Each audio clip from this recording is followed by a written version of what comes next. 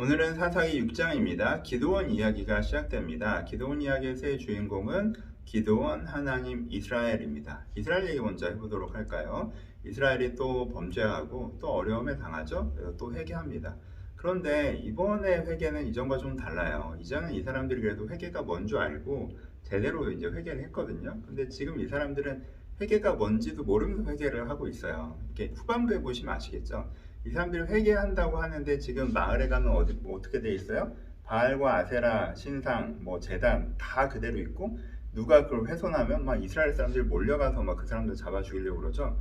그러니까 그만큼 바알을 잘 믿고 있으면서 하나님한테 나와서 저희 회개합니다, 저희 구해주세요 이렇게 하고 있는 거예요. 그러니까 회개의 의미를 모르고 진정으로 마음의 중심을 돌이키고 이거 없는 상태에서 놀부가 흥부흉내내듯이 옛날에 뭐 어려운 일 있을 때 하나님한테 가서 도와달라고 그러면 이거 도와주고 그랬다더라, 우리도 한번 해보자, 이제 이런 식으로 한 거죠. 그러니까 하나님께서 이제 야 그거 회개 그렇게 하는 거 아니야, 그거 회개 아니야 라고 하나님 사람을 보내서 이제 가르쳐 주시죠. 그래서 얘기하시는 게 예전에 너희들이 이렇게 된 이유가 언약을 믿고 순종하지 않고 너희가 이방신을 두려웠기 때문에 이렇게 된 거야 라고 얘기를 해주시는 거예요. 그러니까 그 얘기가 무슨 뜻이에요? 너희가 그러니까 이방신으로부터 돌이키고 다시 언약을 믿고 언약을 바라보는 게 회개야. 너희가 그렇게 해야 내가 너희를 돕지 라고 말씀해 주신 거잖아요. 근데 이 사람들은 하나님께 그렇게 얘기하시는 걸 이상하게 해석을 해요.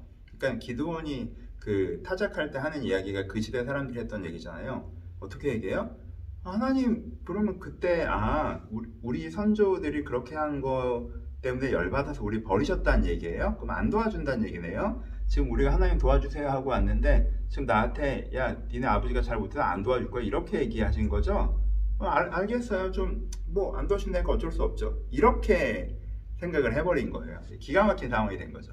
그러니까 수준이 더 떨어진 거예요. 못 알아들어요.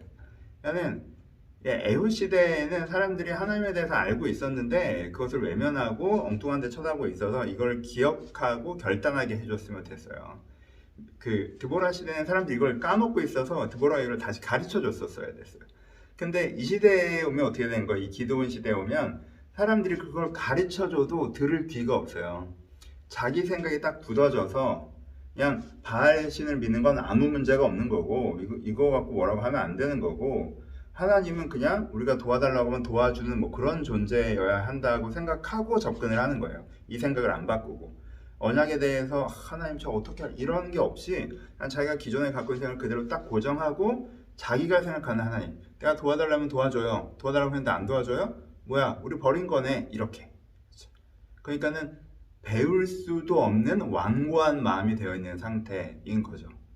사람들이 이런 시점에 있는 분들 많이 계시잖아요. 성경에 대해 설명하면 자기가 갖고 있는 패러다임, 자기가 갖고 있는 관점 그 뷰로 딱 하고 이러니까 이런 거 아니에요, 이러니까 저런 거 아니에요 하고 한번 그럼 안 도와준다는 얘기네. 나 하나님이 내가 기도하면 그냥 넙죽넙죽 이렇게 들어주고 그럼 나도 하나님한테 좀 잘하고 나 이렇게 지내고 싶은데 하나님 그럴 마음이 없다는 거네. 그럼 저도 됐어요. 약간 이런 식. 그렇죠? 내가 그렇게 도와달라고 했는데 왜 안 도와줘? 뭐 이런 식, 원망한 이런 식 이제 자기 패러다임에서 하나님을 바라보는 여기까지 이제 이른 거죠. 그래서 이런 이스라엘 모습이 나오고 있습니다. 이거 하나하나가 이제 설교하기에 참 좋은 본문이고 제가 설교했던 본문들이라 짧게 설명하기가 참 아쉬운 부분도 있고 그렇지만 이제 성경 본문이니까 이제는 그 다음에 이제 기도원과 이제 그 하나님 이야기를 살펴볼까요? 장면을 간단하게 먼저 요약해 보도록 하죠. 세 장면이 나오죠. 첫 번째 장면은 뭐예요? 기도원이 이제는 포도주틀에서 그냥 타작을 하고 있는데 하나님의 사자가 나타나서 큰 용사여 라고 하니까 기도원이 무슨 저를 보고 큰 용사라고 하십니까? 하나님 우리 예전에 버리지 않으셨습니까? 라고 하니까 아니다, 하나님 너를 통해서 이스라엘 구원할 거다 라고 하시고 정말 그런가요? 그런 표정을 보여주세요 하고 제사의 표정을 보여주시니까 기도원이 정말 하나님을 만났다, 하나님께 정말 나에게 저걸 명령하신 거구나 라는 요 하나님과의 만남 장면.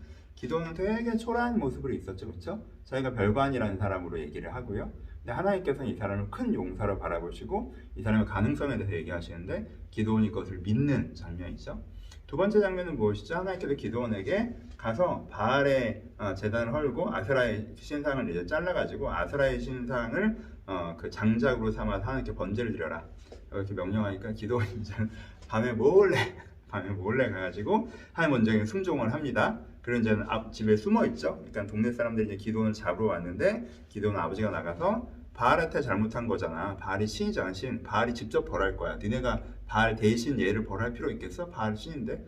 바알은 손이 없어, 뭐 발이 없어. 이렇게 얘기했더니 그 사람들은 또 바알을 믿으니까 그래, 바알이 벌할 거야 라고 하고 돌아가죠. 근데 기드온이 바알의 신상을 그렇게 훼손하고도 벌을 받지 않았던 것 때문에 바알을 믿는 사람, 쟤 왜 멀쩡하지? 아세라 신상을 잘랐는데 왜 쟤 멀쩡하지? 라는 것 때문에 명성을 얻게 되는 게 이제 두 번째 장면이고요. 세 번째 장면은 이제 미디안이 쳐들어오죠. 동방사람과 연합해서 수십만 명이 쳐들어옵니다. 그때 이제 기드온이 이제 여기 싸우려고 출정하는. 출정을 하면서 기드온이 어때요? 하나님께서 분명 나한테 이게 이기게 하신다고 나를 통해서 이스라엘 구원하신다고 하셨는데 이게 진짜 맞나? 라고 해서 양털 뭉치 갖고 하나님께 다시 물어보는 이 세 장면으로 나와 있습니다. 장면들을 쭉 읽으시면 아실 수 있는 장면이니까 생각해 보시고요. 이 장면 속에서 기드온과 하나님이 갖고 있는 의미만 오늘 좀 살펴보도록 합시다. 그 기드온 이야기의 주인공 중에 하나는 하나님이라고 하셨죠? 여기서 보이는 하나님의 모습이 어떤 모습이에요? 하나님. 여기서 하나님이 주인공이신데 하나님의 열심이 여기서 보여지고 있어요. 보세요. 우리는 자꾸 어떻게 생각하냐면 하나님은 높고 높은 보좌에 앉으셔서 야, 회개해. 그럼 내가 너희를 살려줄게. 회개 안 해? 그럼 말아. 뭐 니네가 힘들어? 내가 힘들어? 이러고 계신 분이 아니에요. 예. 그렇게 왕이시기만 하면 참 좋지. 재판관이시기만 하면 참 좋지. 하나님 입장에서 편하실 텐데 하나님은 아버지셔서 저 회개를 하고 그럼 내가 가서 얘들 구하고 막 이러고 싶으신데 회개를 안 하니까. 그래서 야 그건 회개야. 그렇게 하는 거 아니야. 회개 이렇게 해야 되라고 하는데 뭐 그럼 됐어요 하고 가버리니까. 그러니까 하나님 입장에서 막 직접 이 땅에 오셔서 일단 기드온을 설득해가지고 구원 아래 하나 이제는 다 잡아놓고 마음이 그래도 부드럽고 청결한 사람한테 이렇게 해놓고 또 기드온한테 이게 두 번째 장면이 참 이게 기드온을 통해서 억지로 회개를 시키시는 거죠. 이스라엘 대중은 회개할 마음이 없는데 그냥 기드온을 통해서 그냥 대표적으로 회개를 선언하시는 사건으로 그렇게 하세요. 이제 니네가 정 회개를 안 하니까 그래 일단 내가 기드온 시켜서 회개한 걸로 하자 이렇게 하시는 거죠.